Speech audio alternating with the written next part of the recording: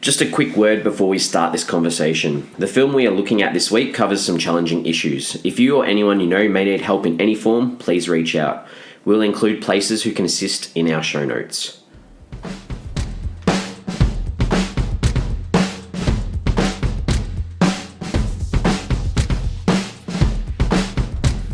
Hello everyone and welcome to the Flicks Forum podcast with Jesse Heater and MJ, where each week we go back and look at a Netflix original film in the order of release. This week we are up to Netflix's 42nd film. It's the 2017 drama To the Bone. It's directed by Marti Noxon and stars Lily Collins, Carrie Preston, Lili Taylor and Keanu Reeves. Hello. Hey mates. Hey boys. How are we doing this evening? Very good. Yeah, I'm well. I think I really like the title of this film, To the Bone. I like the kind of the double meaning of it. Obviously, it scares you to the bone or chills you to the bone. And the literal meaning of to the bone, having no real fat on your bone. So. Yeah, so Clever title. We like to kick off our show with a Fast Flicks where we go around the table and do a quick little summary of our thoughts of the film. MJ, go for it today. All right, so this was, for me, an insight into the world of a young woman suffering anorexia as she enters a new rehab facility that is set to truly test her. Good. Peter? An intense and confronting story of a 20-year-old girl suffering from anorexia, the struggles that her and her family go through in dealing with it, and the new group home she finds herself in with an unconventional doctor. Cool. I've gone the struggles of a young girl trying to overcome an eating disorder. All right, so obviously this one's we're going to be talking about quite a lot of pressing sort of stuff, I guess. So if you heard our intro, just be mindful of that as we chat, I guess. Yeah, and we're not going to pretend like we know what we're talking about either, but I think that's probably one of the interesting things about this film. I actually went into this film expecting to learn a lot more than I actually probably did. I thought I'd get more of an insight into the way your brain is wired when you're suffering from this or when you're in this situation. I didn't quite get those answers, but it certainly was a bit of an eye-opener. I think I'm probably jumping ahead, but... So I'll just follow on from that. Obviously, this podcast isn't the place to go into this, but as you boys know, so a few years ago, I was close with a person who suffered from anorexia. So this film was really personal to me because a lot of the stuff that Alan was going through is stuff that I've seen someone firsthand go through. So it felt really kind of close to home for me, and it was one of the reasons. So now I like this film was one of the reasons. Yeah, it felt really personal to me. Do you think it's good that the film was made in that sense? Absolutely, absolutely, I do. And awesome for you, Heater, because I didn't know whether that was something we were going to bring up. So I'm I'm happy to bring it up. Really happy that you have because you already brought it up. Yeah. So and good on you for being upfront and saying that because I think that's awesome too. Yeah, it's a legit issue, right? It's a real thing that a lot of people aren't exposed to, and this for me was one of the first times I have been exposed to it, albeit in a fictional movie. So and I see this, on a regular basis at work as well. To me, this was so eye-opening. Not eye-opening, but confronting. Yeah. You know what's interesting, and I was going to get into this later, but this is the perfect segue, is that you both watched this film before I did, and you both sent me a message or sent our group chat a message saying, hey, heads up, this is pretty full-on, make sure you're in the right frame of mind to watch it. And I think as a result, I overcompensated. And I watched this film thinking, okay, it's a nice... it's nice that they're not shying away from some of this stuff, but I wasn't... I suppose I wasn't as hit as hard as maybe you guys were with the impact that it might have in your lives as opposed to where I'm currently at with things. All right, so let's have a look at what we found out about anything in the production development stage of the creation of this film. MJ, you got anything? Yeah, look, the Netflix bought the film for $8 million, which I found interesting that we found that out. Normally kept pretty close to the chest, but I also probably take that figure with a little bit of grain of salt. But I think when you look at the numbers of people that have watched it, it's probably a really good venture for them. And I think a streaming service is a great environment to have a film like this where it can be a topic of conversation with people and it's readily available for people to just watch. So it makes sense kind of for every party. Yep. And I think the thing about this film, which is probably pretty good, is, well, not that it's good, but it's nice that they've got people involved who have had real life experiences with this. So like the director, and the main actress, Collins, Lily Collins, have both suffered an eating disorder in the past. Yeah. So that sort of gives a realness to this film. So that's probably the one thing that I wanted to look up as soon as I finished watching this film, because it's a tough role to play, right? Someone's like, I need you to play an anorexic person, so you kind of need to lose some weight. And so Lily Collins, so it seems to me that she battled eating disorders when she was younger, and she received this script for To the Bone. She'd just finished writing a chapter about these battles in her own personal memoir called Unfiltered, if you want to check that out.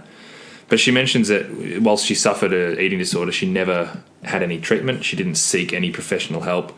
She kind of just figured it out on her own, and doing this film was actually an amazing opportunity for her to gain knowledge, because a few of the scenes in there were, man, I remember when it was like this. I remember having to do this. So that was one thing I had to know. I'm like, is Lily Collins, did she have this? Is she suffering from it right now? But she worked really closely with a nutritionist during filming, after filming, to make sure that she was okay. It would have been so hard. Just all those old feelings coming back while you're going through this. And here's the thing, though. She lost all this weight for the role, and she was saying that a family friend or someone who saw her and said, geez, you look great. Yeah, it's like, geez, that's tough. Like, well, that's the problem. Yeah, that's not what it's supposed to be, yeah. And you know what? I don't want to sound like I'm saying the wrong thing here, but it doesn't look great. It's not a good look. Like it looks sickly and unhealthy, and I can't believe that people think that. Mm-hmm. The only other thing that I sort of had was that rain exhibition that they had, where they're going through, and like the actual exhibition for the rain. The rain doesn't actually hit people. Yeah, I read that. Yeah, I thought when I was watching, I'm like, they're not getting wet, and then obviously like the next scene they were wet. Yeah, did you notice though they were wet? But where they'd walked from somewhere to somewhere, but when they walked there was no like wetness, where they'd been walking. Yeah, it's got like these sensors in the floor, so it doesn't actually go on people when they walk under it, which is pretty cool technology. Yeah, it is. We should go there. Okay, road trip, LA. Let's Flix Forum to LA. Let's do it. That feels like meet with some Hollywood producers. Meet with some Netflix execs. I think they're probably put us on their official Netflix. Absolutely, you should. Yeah. So the other thing that you touched on with Marti Noxon, the director, told the story from quite a personal place where she'd battled with eating disorders, but I think she kind of mentions that's why she wanted to tell the story with a bit of a sick kind of dark humour that people who are close to the disorder will understand. And you notice they always refer to each other as Rexies. But I think all the characters were kind of laughing through all this kind of stuff where it was difficult, like where Lily Collins' character, spits up food at dinner, and they all kind of just laugh and shake it off. And I think it was important to have that balance to it, that it wasn't just all doom and gloom. Yeah. And it was, to me, made it quite palatable, the film. Excuse my terminology, but it made it feel a little bit more Hollywood and a little bit easier to watch and understand and connect to, because it kind of had as stupid as it sounded, it had a lightness to it, there was still some comedy in there and some lighter moments. Anything else? The only other one was, it premiered at the Sundance Film Festival and was nominated for the Grand Jury Prize, which was won by I Don't Feel at Home in This World Anymore, which is a movie that we did a few weeks ago now, maybe a couple months ago now. Good movie. Very good movie. And so, this was at that same festival. It debuted at Sundance in January in 2017, and then Netflix held it off till July. And then it had a cinematic release in the Netherlands as well, on like the week after. So that's an interesting sort of thing, like post being released on Netflix. It makes you wonder the conversations that would have taken place behind closed doors at Netflix about how should we release this film? What should we do with this film? What's our marketing ploy? What's our angle? Yeah. You assume that's kind of what's happened there. It was nominated for a couple of other awards and some other things as well, like the nominated for the Casting Society of America for the Artios Award for Outstanding Achievement in Casting for a Low-Budget Comedy or Drama. Yeah. It's really specific. Very specific. Real specific I wonder how many award. films were... I couldn't say anything, but I wonder how many films are actually in contest for that. It was filmed in Santa Clarita, in California. And there was one time that really... It was meant to be in Phoenix, in Arizona. It was meant to be in Arizona. And like when there's a scene, we're going to spoil this film. We're going to spoil, just so you know, we're going to spoil this film. There's a scene where she's in the desert and wakes up, and I was like, that is not an Arizona desert. I was like, that just did my head in. But apart from that, so it was filmed in California. It's a low budget film, man. Yeah, true. A few product placements in this one as well. I picked up on. There's a nice. She's in the car, and there's this Taco Bell that she goes past. I was like, oh, I feel like tacos right now. What about that chocolate? With chocolate, I didn't recognize that one, but It looked delicious though. And at the end, when waiting at the bus stop, there's all these Greyhound logos, which is a big bus company in America too. So yeah, I just picked up a couple of those things. You always do. Nothing gets past Just thinking. Can't get past him My with brain anything. doesn't rest. Critical consensus we haven't really touched on yet. It's pretty good. Yeah, Pretty good. What did you find, Hater? So IMDb 6.8 out of 10, Letterboxd 3.1 out of 5. So kind of around that 6.5 average kind of mark from all the users. 33,000 and 21,000 ratings on those. So big numbers again. Big numbers. 33,000 on IMDb. Quite a few people have seen this. 21,000 on Letterboxd is... That's a lot. Yeah. And Rotten Tomatoes had 62 reviews. So that's pretty good for a Netflix film. 71%. It's good. The for audience an inferior platform like Rotten Tomatoes, that's not bad. And the audience was 64% on nearly 4.5 hours. Yeah. Okay. So it's good, yeah. Yeah, Good no, reviews. people liked it. You know what? It's a hard movie to really like. It does a lot of things right. Yeah. All right. What are our early thoughts on this film before we move any further? Personal thoughts about what we thought. You go. Do you want me to go? Look, I thought this film was pretty incredible. As I said, it's kind of had a real personal connection for me, as I'd kind of seen someone like Ellen go through this very closely firsthand. And so just, like all the stuff she was going through is stuff that I've seen someone go through, and it just felt really real and confronting, and like, that's it. This is exactly what happens. This is exactly what goes on. So I thought it was a real good trial. I thought a lot of the characters are great. And I as much as hard as it was often to watch, I really enjoyed this film. I thought it was great. Yeah, look, despite the heavy themes and what I think is a bold decision to not shy away from some of the important imagery in it, it did still have a lightness to it, to the tone of it, and the story and the characters were more entertaining because of it. So the film itself was easy to watch. As I said, I received warnings from both of you beforehand, which I think put my threshold really high. So I didn't find it as confronting as other films that I've seen, and it's just not something that I can relate to as much either. But I thought it was a pretty decent film.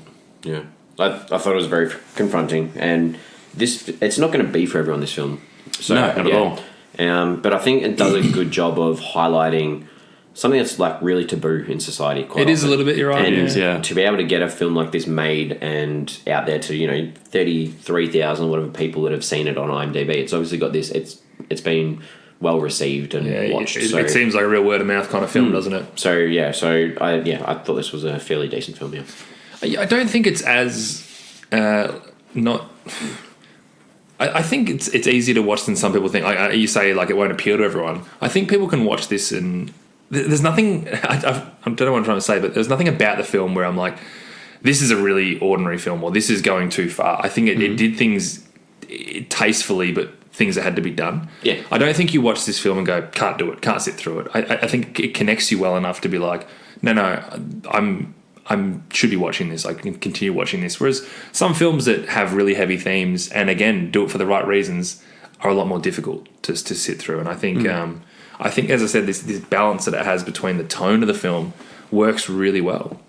Yeah, I don't think there's anything distasteful on screen, so I agree with that. Yeah. There's nothing distasteful. Nothing at all. And I think, and that's when often films are best, if you're touching on these topics that are hard sometimes to talk about, it's often the best films are the ones that don't put it in your face and visually show you what's going on. It's the ones that you understand what's going on and that impacts you more because you're visualizing in your head the worst that there possibly can be. So, I think of that. All right, should we look at some characters? Yep. Yeah? Yep. Who wants to kick it off? I would love to. Go for it. We're calling her Alan or Eli? That's a good question too, because I've got in my notes here, I'm like, Alan or Eli? Do we respect the character's wishes and go with Eli? I was going to say, like, she wants to be called Eli. Let's call her Eli. Happy with that? Call her Eli? Obviously played by Billy Collins. I wanted to learn with her, and I wanted to learn more about the illness through her. She had this complete detachment with the idea of being beaten by the illness. She didn't seem to be bothered by the fact that it could beat her, which which was believable for me. I just needed to understand a little bit more about how she was actually feeling. I think that would have really helped me, because that's the one thing that I couldn't wrap my head around as much with this illness, and whether they were going to explore more about how she got to where she got to. I know it's obviously a mental thing that they struggle with, but I kind of felt that there was more there that we weren't given. I don't know. What do you guys think? I'm in the boat where I thought the character was good, because often in situations like this, it's impossible for them to explain or talk about how they got there, why they're there, or how they're feeling. Yeah, and there was no cop out like this scene where a psych where it breaks her and she's like, oh yeah. I think that's a highlight of it, in that there is no answer a lot of the times. It's just you've got to. Sometimes you want to beg and ask what's going on, what's wrong, why you like this, and sometimes there is no answer. There's no reasonable response. So I've liked that there was no, throughout the whole film, there was no actual explanation of it. It was just this is what's going on. I thought she was a great character. I really liked her, but I think I also liked it because I had that personal connection. But I guess, as you were saying before, like, you wanted to learn more about the illness. Well, I guess that differs to me because you've lived it. Yeah, I feel like I already know about this still, so I didn't care about that sense because I guess knew that. So it's definitely kind of, with different people watching it, we'll have different kind of reactions as to, how much they know, wanting to know more. But I thought kind of, her character was great. Yeah, and I'm not saying that she suffers from anorexia because of X. I know it's not that simple, and I would have hated if they had done that. She was abused as a child, now she doesn't eat, like something like that. So I understand that. I couldn't quite get her. Yeah, that's fair enough. Yeah. My favourite character was Kelly, her stepsister, mainly because she was by far the most relatable character for me. So she understood enough about Eli to see what she was going through and not constantly kind of tell her off like everyone else in her family was.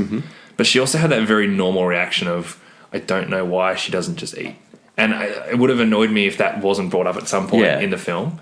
Because that's what I'm assuming most people think. That's what a lot of people think who don't kind of understand the illness. It's a perfectly reasonable thought to think. Really. Yeah, so I really enjoyed her, and she was me in the film, right? When you watch a film, someone's always you. Just a lot of things that she said, I was just like, perfect. That's what I would have said right now. What's the answer? Like, and that was great because she still loved and cared for her. Yeah. She was the only person in that film that was really looking out for others, and I know that they made it really obvious in that family sort of scene that she was, like, the doctor said, you're the only one that's not thinking about yourself. And we probably didn't even need that to happen, because I feel like the way that she was developed, you knew that anyway, and you could work that out. That as that sister, she was going to be there for her. Yeah, it was good. I needed her in that film. Yeah, she was good. Yeah, I really liked her. The character that I couldn't stand was Lucas. Luke. Sorry, Luke. He was just way too pretentious, and I don't understand why he had to be British. I don't know. That just did my head in. I was like, you could still have, I don't know. He just, any scene that he was in didn't really do much for me. I didn't really care about the British part. Yeah. He was one of my favourite characters. Yeah. I just thought he was just so caring. He wanted to help everyone in that house. He was the one in there that was kind of holding them up a lot of the time, and I've got a few scenes where I really liked with him. I thought he was just a fantastic, really caring character. I also think he was really important for managing that light tone of the film. Yeah. He was that beacon within that house that kept things light, and the film needed that. But I think to that point that Heater makes is the house needed that too. I actually thought it was going to get to a point where he was planted in the house and he wasn't actually a sufferer. The one thing that did bother me about him, I thought there were a lot of gaps to his story, and I was waiting for this big reveal, and it didn't come. And maybe that's a little bit too Hollywood, but it felt like they were leading up to something more than what they actually did with him. He seemed, it was just this real convenient, and I don't know whether maybe that's the actor that played the role, and maybe he just needed to tone it down a bit, and then so he wasn't. I know you needed that positivity in that house, but I don't know, maybe just toned it down a little bit because there was just, he created a lot of awkwardness, which didn't sit right with me. Where if I had been fully on board with him, then it probably I probably needed him. Like, he was definitely caring, definitely there for everyone in the house. But there were just parts that I was like, there was just something didn't sit right. Yeah, okay. Fair enough. I thought his acting performance actually was the standout performance. Just the charisma. I thought he was great. Yeah, I thought he was brilliant. I loved him. The British thing also didn't bother me. Okay. You know what? I think that they would have been casting for the role, and he got it, and they're like, "Oh, he's British. All right, we'll write that in." He reminded me of Sharpay's dude in High School Musical. Her brother, Ryan. Yeah, Ryan. Nah, he's dumbass.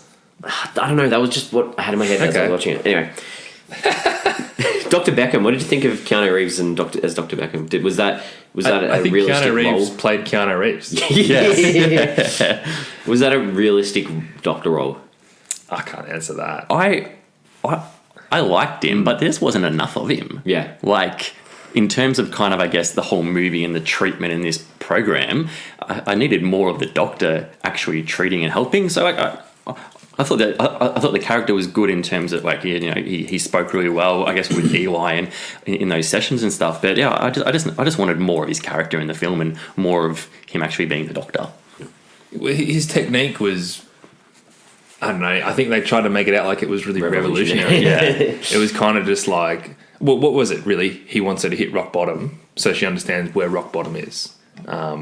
Just possibly could be quite unconventional, I guess, but I feel like it's like the whole breaking things down to build it up again, which is being done. Also, as well, kind of like also like the rules in the house, especially like the eating around the table thing. Like, you don't have to eat anything you don't want to, but you're not leaving until True. So there are some different kind of rules in the house he put in place that are quite unconventional, as you would say. I had no problem with Keanu Reeves in that role, but to your point where you said you just wanted more of him, it didn't bother me that there wasn't more of him. Yeah, fair enough. I guess I don't think he was as important as he might have had to have been. I wasn't a massive fan of Susan as the stepmom. I wanted to punch my TV. I hated her with a passion. I think that she was really well intentioned. Yeah, I agree. But when things go the wrong way, she always felt like it was the last straw, and she got flustered, and she acted accordingly. But her heart was in the right place with everything. Like, you look at the dad, wasn't even around. Like, she tried, she just wasn't equipped to deal with it. Yeah, I think like I hated her because I think of the things she did. I thought she was really kind of insensitive to her daughter's illness. Massively. But that character is still important because it shows that, even if someone is struggling from eating disorder, the family struggles too, because a lot of them it's completely true that these people that she might not have a clue how to deal with it.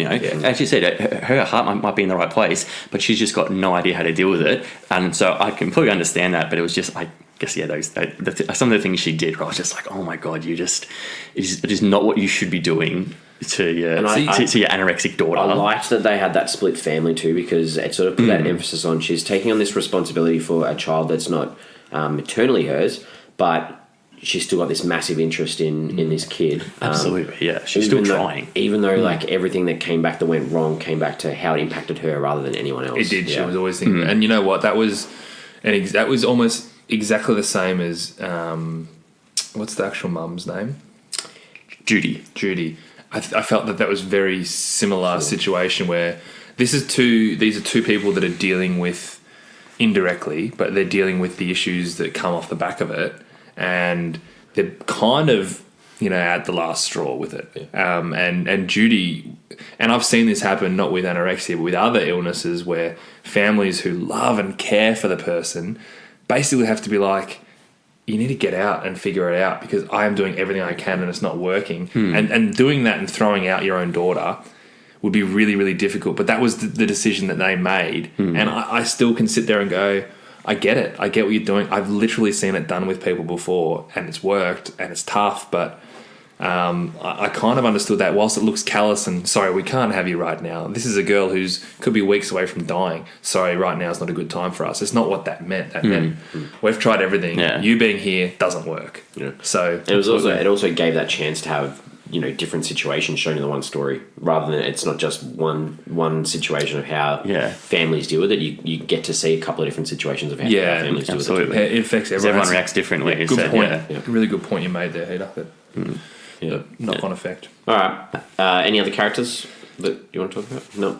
I've got no other characters. This is the director Marti Noxon's first feature. Yeah, her directorial debut. I saw had directed some Buffy episodes back in the day. Well, she was one of the main writers and producers for Buffy. And a number of other shows as well. She's I think I saw she did Unreal, which is a show that my wife loves. Reality. Fake reality. Yeah, the fictional show about the reality show, which my wife absolutely loves. That is mine. It looks terrible. It's awful. But she's done a fair bit of writing and producing, it seemed, and this was kind of the first directing chance. So acting performances, pretty happy with most of the way? Yeah, for sure. Yeah, I was. I thought they were all really good. They would have been bloody tough roles. I mean, I was flicking through... that was a chair, by the way, if that gets picked up on the microphone. I was flicking through IMDb, and so many of the things were, so-and-so has played an anorexic girl in this, and so-and-so has played an anorexic girl. So a lot of this cast who are in the house probably have had eating disorders in their life, and that would have been all really difficult roles for them to play. Absolutely, so credit to them all. All right, hey, now kick us off with your standout scenes. All right, so can't remember how early it was, but the first the weighing scene where Alan's stepmom is weighing Eli, and you see kind of in the back how skinny and bony she is, and I guess because I've seen that before, and straight away I'm just like, okay, wow, this is intense. I thought it was a good setup for how confronting and how in depth they're going to go into, I guess, how sick these people are. So I really enjoyed that start. Keep going. Keep going. Enjoy, but not really confronting.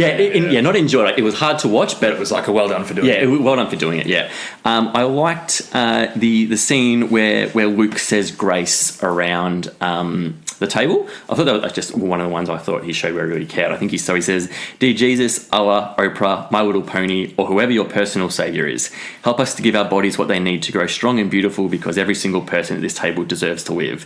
Just a really good sentiment, and also I really like the kind of whoever your personal savior is, kind of just accepting of everyone. Everyone has got different beliefs, they rely on different things. Really, just accepting of whichever you need to help you. You go for it. Deserves to live is an important line too. Exactly, yeah. Highlighting which is massive thing. This is the level that they say a few things throughout the film. This isn't just like you're a bit sick and we need to get you better. You're in danger of dying. Serious. Yeah. A bit after that, when Pearl, who was the girl who had the tube at the start, she broke down at dinner because she weren't having any calories in the food, and you just see Luke, he's on the couch, I think he's holding her and he's singing with her, just showing I thought he was just it seemed like he was almost there in his recovery, but he still wanted to help everyone else try and get there, and again it just showed what I thought was he was just such a caring person, and they repeated that really shot too. They showed the shot up, and then someone came downstairs, can't remember who it was, and you saw that same shot again, so put the emphasis on it. They were clearing the table, so that's how long it had been, right? Yeah. And you don't like Luke. You're trying to make me feel like a horrible person. Keep going, Heater. We spoke before the water art scene. I thought it looked really cool. The song playing through it really fit. It was great, and for a film that was for me very confronting and serious, it was it was an uplifting scene, and you did need something that, really needed, and I thought it was really good. Though his knee didn't look too crook when he was dancing around. It didn't. Well, that's maybe why it was. It was good afterwards. You heard it more. Yeah, the visuals in that were awesome. Yeah, really I thought it looked fantastic. And the little mini speech by the doctor before they went in there about you're alive. Like, that was nice. Yeah. Everything was kind of good at that point of the film. Yeah, she was doing better. Her and Luke were kind of a thing. Classic story arc. Yeah. And the last one was again it's a pretty kind of serious and confronting one, but it was the miscarriage scene with Megan. So kind of it just showed enough so you knew it was going on. Like you were saying before, it didn't linger and make it uncomfortable. It wasn't kind of in your face. It was just you just kind of saw the door open, you saw what had happened. You're like, yep, this is it, and it went away. So I just thought it was it was an important and confronting scene to know how dangerous it is for a lot of different aspects of your life being, that sick, and just showing what can happen. And again, it was I thought it was a really important scene to show. It's a great point. I would have actually been disappointed if they didn't show something. Yeah. I would have felt like, I can see this. Yeah. So I enjoyed that. I've got that in there too. I had it. It was heartbreaking. Yeah, the trauma it was. that Yeah. in that baby, And again, I thought it was just, you probably saw it for half a second, and that was all you needed. That was all you needed. Like, I think if they had lingered on it a bit longer, it probably would have been in my bad scenes, because I'm like, you don't need to put this right in our face. But it was just kind of about half a second to know what was going on and know these things happen, and it's a very good point. So I had all the scenes with all the different methods that all the kids were using to avoid eating. Like you spoke about the weigh-ins, and there were so many other little things that they spoke about. I thought that this led to this confronting sort of stuff, and I thought that they were needed, and it was good that they included all of those in there, so you could see all the different methods that people use. And they're things that you may not necessarily pick up on unless you live with it and are aware of this. All the walking, running, lots of exercise, sit-ups in bed, the constant running, and I think she makes a comment, don't worry, I haven't sewn rocks into my clothes just to weigh her down to make it seem heavier. When he wants to take her out to dinner, she's like, nah. He's like, well, we can walk there. She's like, ooh. Yeah.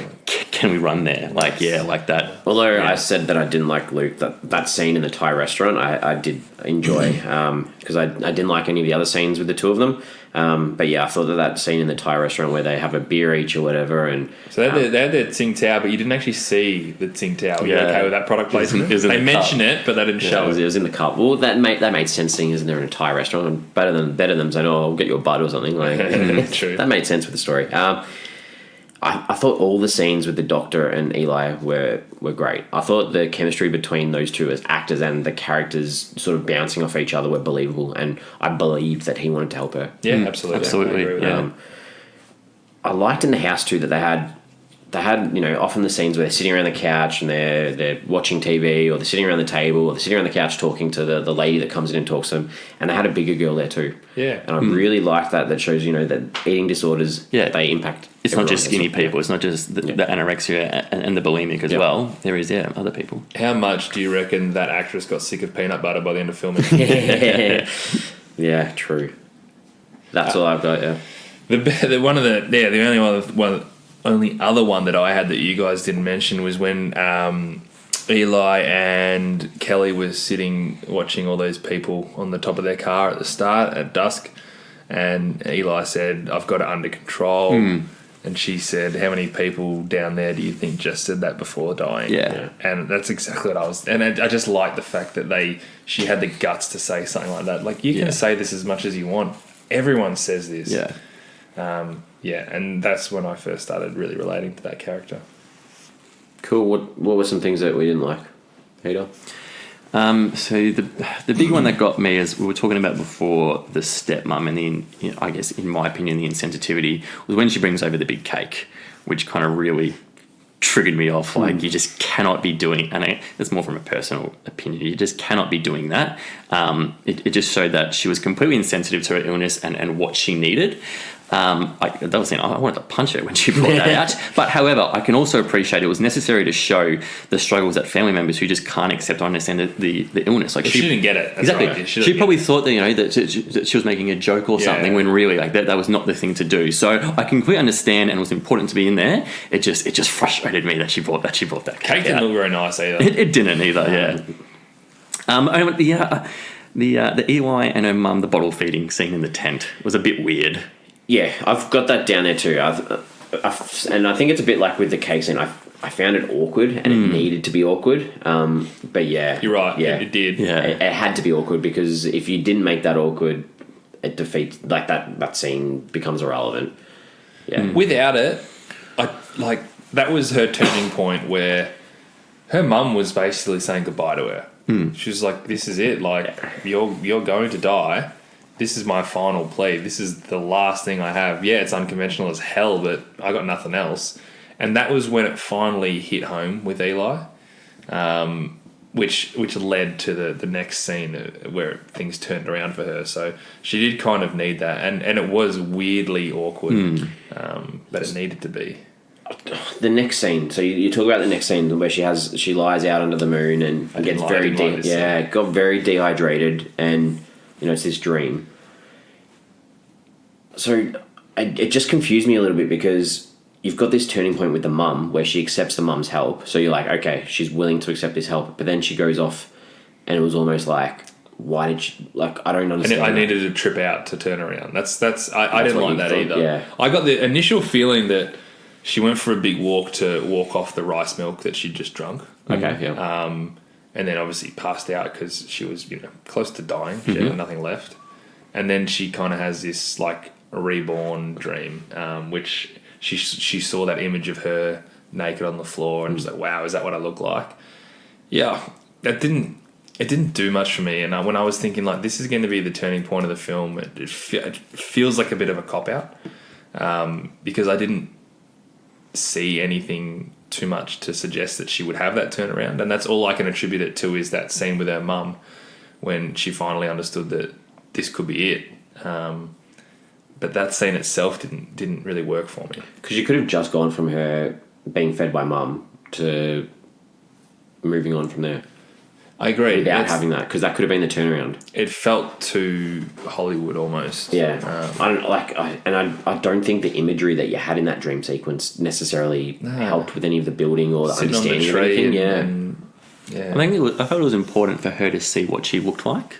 Yeah. Yeah, that was probably... Yeah, that was probably just needed that. Which, if they had shown that in another way, then sure. But I thought it was really important that she saw and she acknowledged, is that what I look like?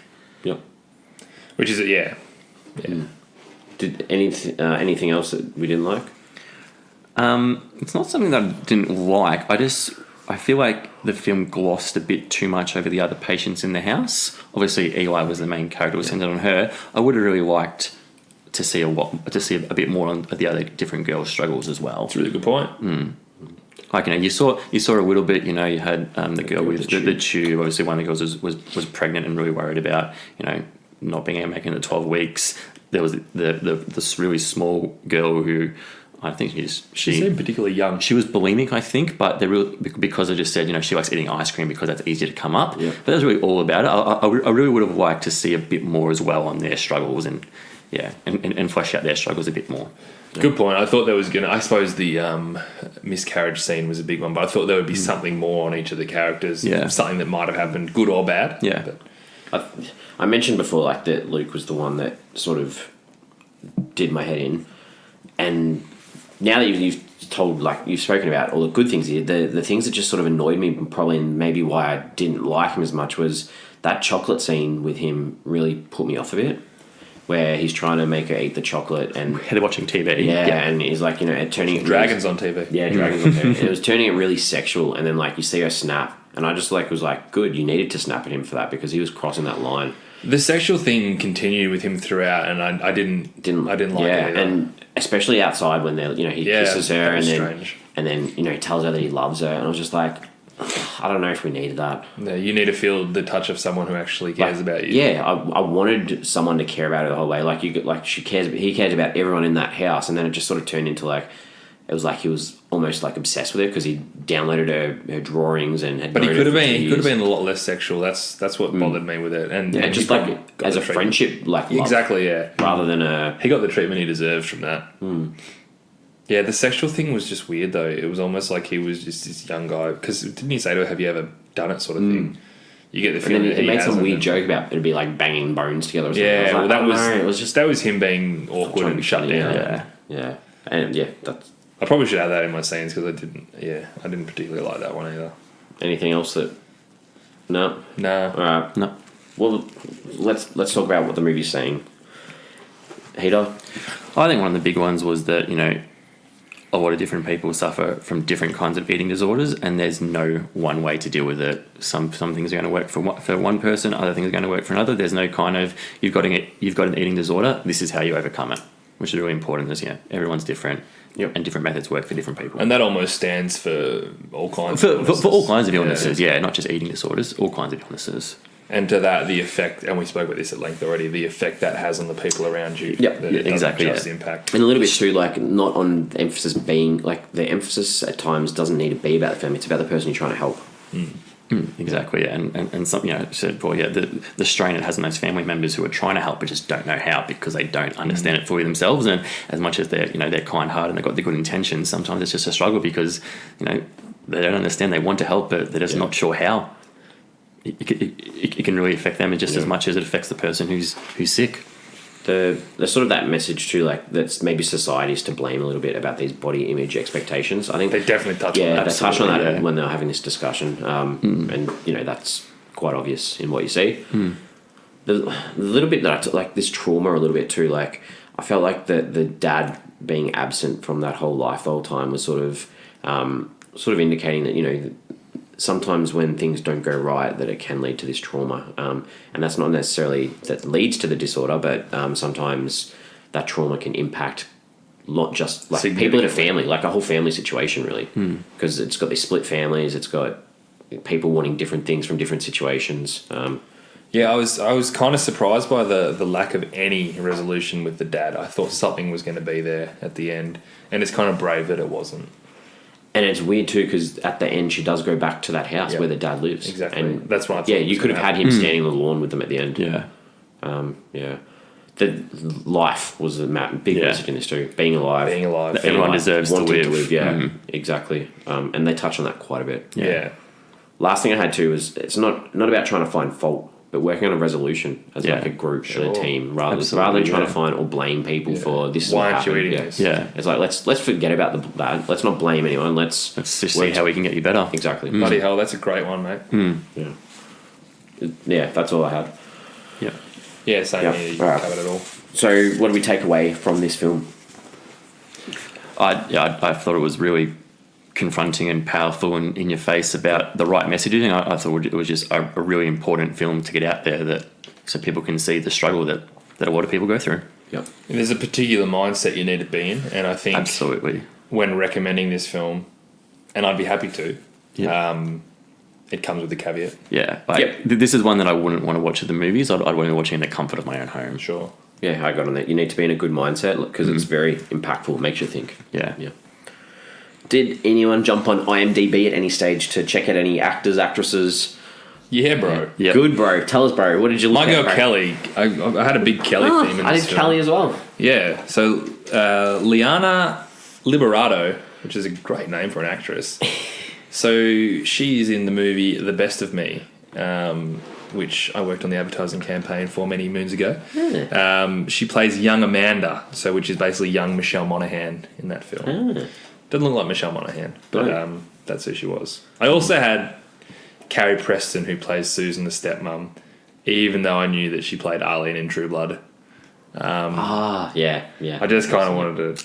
Oh, yeah. I know who you're talking about now, yeah. I recognised as soon as I heard her voice. Yeah. Bloody Arlene. I also looked up the sister, Kelly. She was in this movie. She was a lot younger in this movie. It was a movie called Trust, which I watched not that long ago. The Trust? Just called Trust. And it's about... she plays this young kid who's lured by an online predator. Her dad's Clive Owen in the film. That's also a tough film. Like, it's got tough themes and tough ideas in it, but also recommend that film. Yep, fair enough. It seems like it Yeah. happens more often than you think. Mine was the main character, Eli. No, yeah. I did not recognise her from last week's film.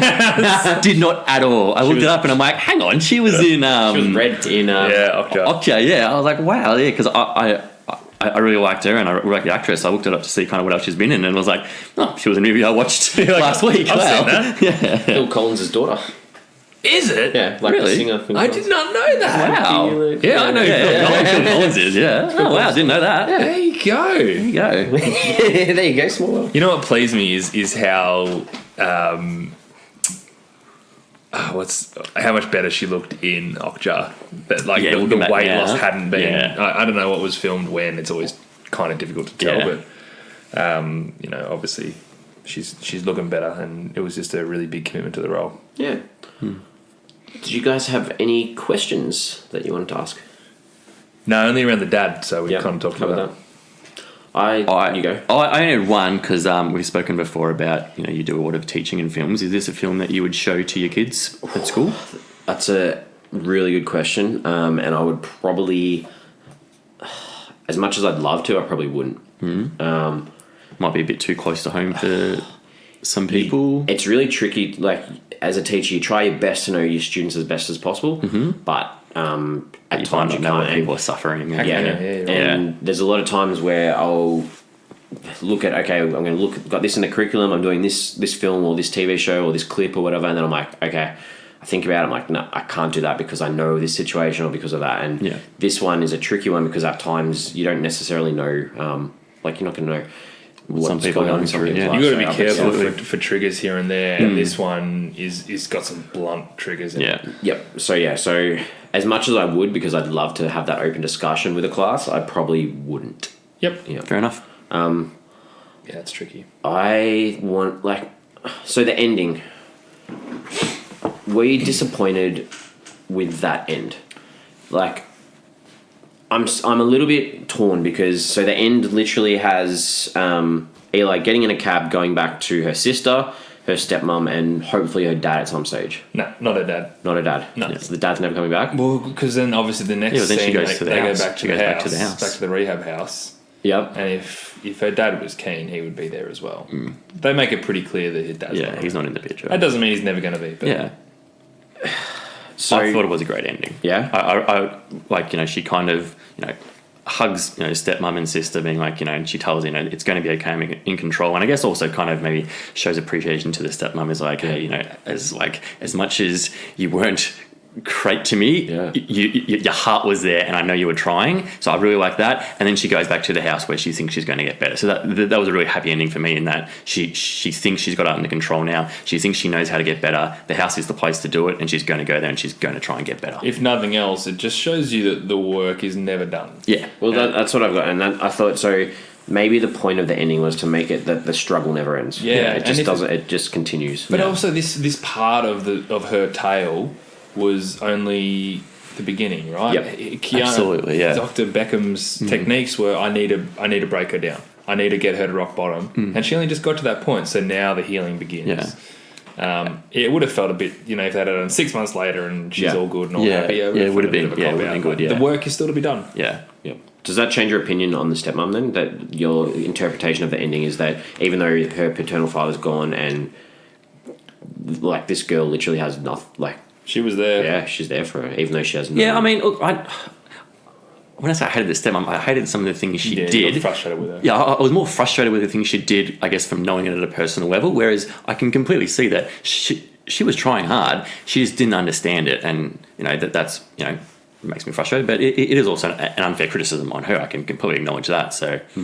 It's all a big, lot of similarities to suffering from any addiction. Yeah, exactly. Whether it be gambling, whether it be drinking, people who have these addictions can't stop. And in this case, it's eating. I can't stop not eating kind of thing. Yeah. And you can see the impact that would have on families. And that's kind of really got me thinking that at the end, where it's like, okay, I'm going to start this again. I'm going to try again. Yep. That's probably was, like, as much as this is really specific to dealing with eating disorders, that's what makes it quite relatable, is that a lot of this stuff happens for a whole host of reasons.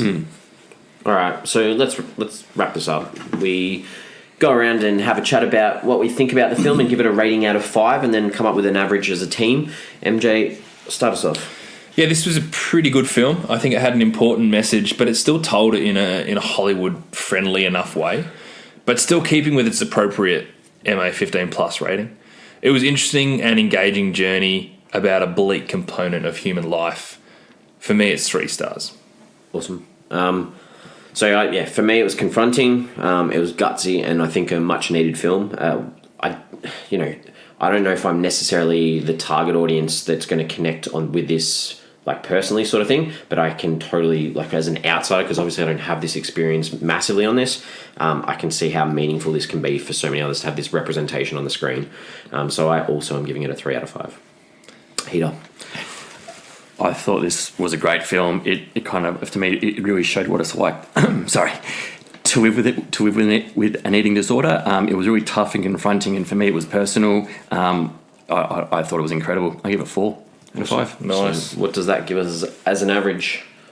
It gives us a 3.33. 3.33. Good. I'd be curious if there's any particularly negative feedback on this film about people that it really rubbed up the wrong way. People who did see quite a bit. I did read a few reviews, which I think probably in the same vein as 13 Reasons Why. Okay. In that people gave you ideas. Some people thought that show 13 Reasons Why it glorified suicide a bit. Of people saying that this glorified eating disorders and anorexia a bit, which I don't agree with at all. I don't agree with either of those takes. But yeah, me neither. But it was something that I read from a few people. Okay. Yeah. I'd be curious if someone who suffers it, whether they think it's not a fair reaction or not a fair telling of the story. I don't know. I didn't look into it, so I don't know. But I'd be curious. There must be some people. Yeah, there would be some. So we are on Twitter, Facebook, Instagram. We're at Flix Forum. We like to get on there and have a chat and discussion. We usually chuck a question of the week up there. This week, I'm not going to go with a question. I just want you guys to check in on a friend, see how they're doing. I like that question. Really good. Pick a friend and just check in, say how you doing. Ask that question. That's the question of the week. How you doing? How you doing? That's it. All right. So if you can, please subscribe to us. Hit us up, 5-star ratings if possible. Next week, we are looking at a 2017 romantic comedy. It's called The Incredible Jessica James.